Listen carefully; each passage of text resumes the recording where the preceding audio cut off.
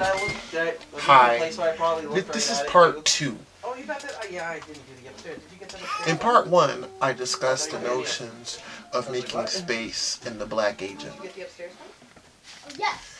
In part 2, I wanted to touch more on the notion of total dependency upon master.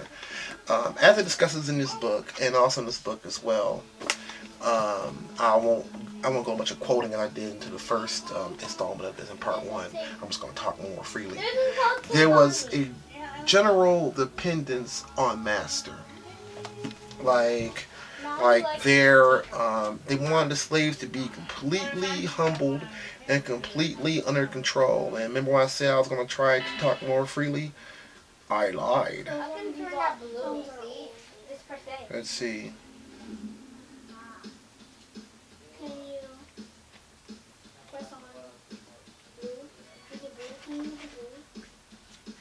Okay.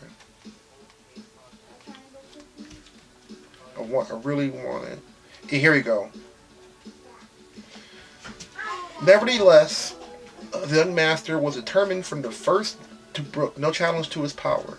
By asserting his control, he would transform Silver Bluff into a profitable enterprise and its slaves into productive workers.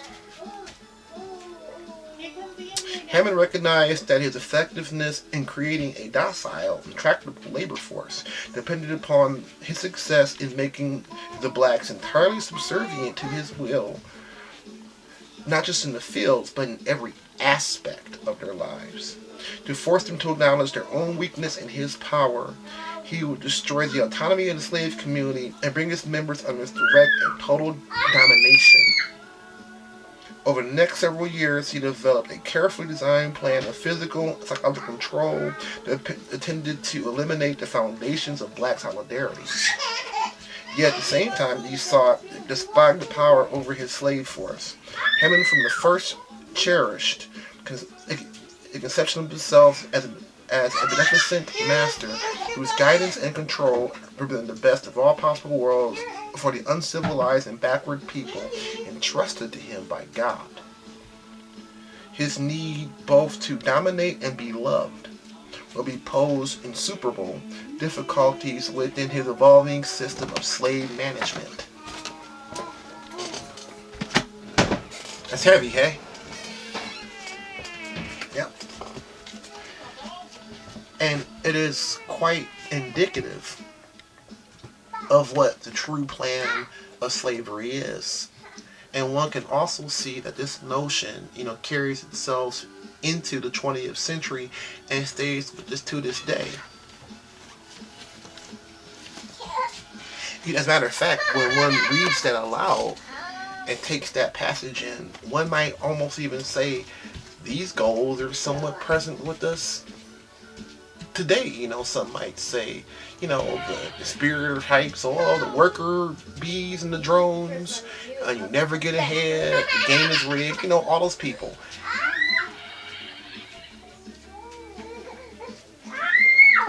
Might be something to that. This guy had that plan written down. Is that where we stand? Like, let's give this real thought. Just look at especially with the post-Civil War period leading up to the 20th century. The South, after Reconstruction,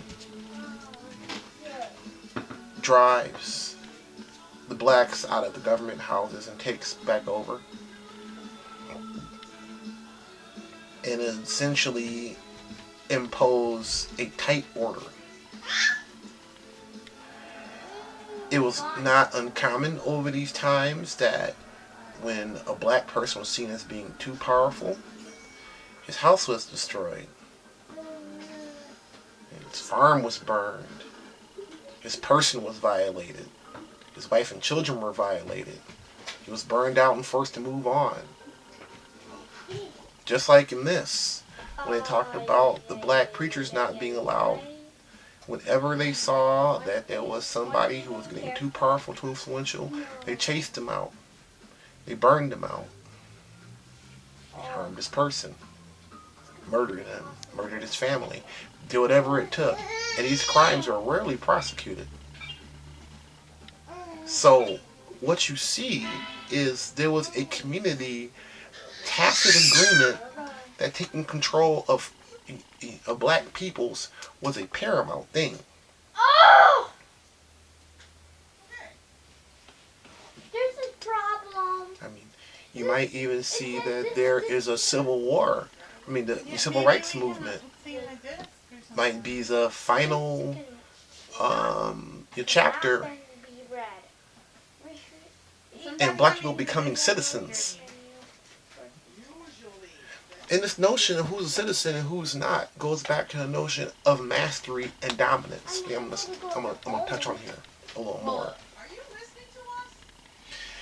Mastery and dominance is not just about blacks, subservient to whites. This is about a group of master class whites who maintained a tight control of the social order, especially in South Carolina, where this is set. And then South Carolina pretty much had the least amount representative power by the people in that state. As locals, you can only vote on certain things. I believe the governor and the senators to the U.S. were things you could not vote on. Races were small, and pretty much you had a planter class that got together behind closed doors and kind of made decisions. A lot like ancient Rome, kind of. A lot like it. Up to especially with slaves. So you had a group of these master class planters who maintained tight control over the state, and this was especially illustrative in how they treated each other. For example,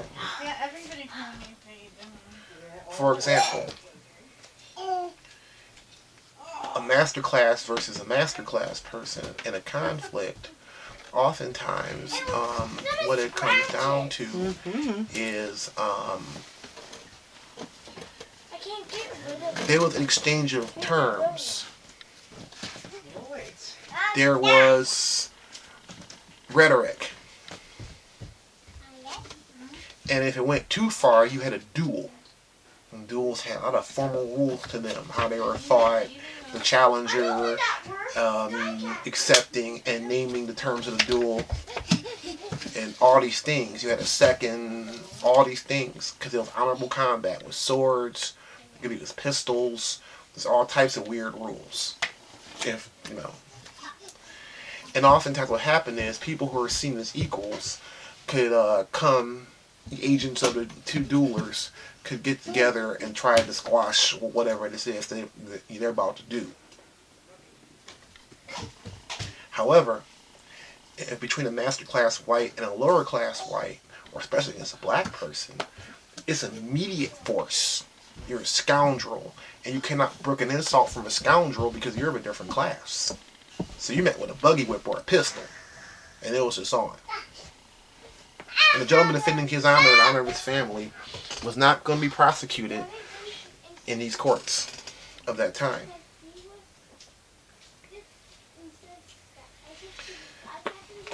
Especially with blacks, and how they were brutally physically controlled to keep them in line. However, they needed to be kept in line. So this notion of mastery, this notion of class, extends down to us to this day. It extends down to us, in the way that certain classes view themselves and view their role. But you still need to clean the Just Dance 3. I strongly recommend you clean Sky Captain as well. But mainly, what it says is there are people who saw themselves able to advance in the social order, and they basically, in seeing themselves being able to rise up, did not interrupt or did not attempt to stop an obviously unfair system towards them, but instead aspired to join it, which gives us lessons for today on perhaps, why Many view the ultra rich as inspiring, even though some of them may have done nefarious things to get their wealth, because one day they dreamed they could join them and be, it's not just about being rich, it's about being in the club. And the club has benefits. So to conclude here with mastery and slavery, we need to remember these things. And number one, if you're a black person, we need to reconsider our shame that sometimes is felt, notion of slavery, and sometimes we need to abandon this thing where we get angry about it so much. Not saying we should love it or cherish it or say it was right, but perhaps to honor our ancestors who had to suffer beneath it, who couldn't run from it and managed to live through it. This crushing thing, we should be encouraged by their strength, and by the fact they can make it through and make space for themselves as human beings and define themselves, even when you have someone like James Henry Hammond, screwing everything that moves on the plantation he likes and ordering every aspect of your life down to what you eat and who you screw. Well, almost 3. And when you can come and go. And you still made space. Make space with this guy. Up your butt. Literally up your butt. Boom. So we should be thankful. Well, that's what I'm trying to do. We should be thankful that they made it. Because a lot of us wouldn't be here if they didn't make it. Cuddly teddy bear.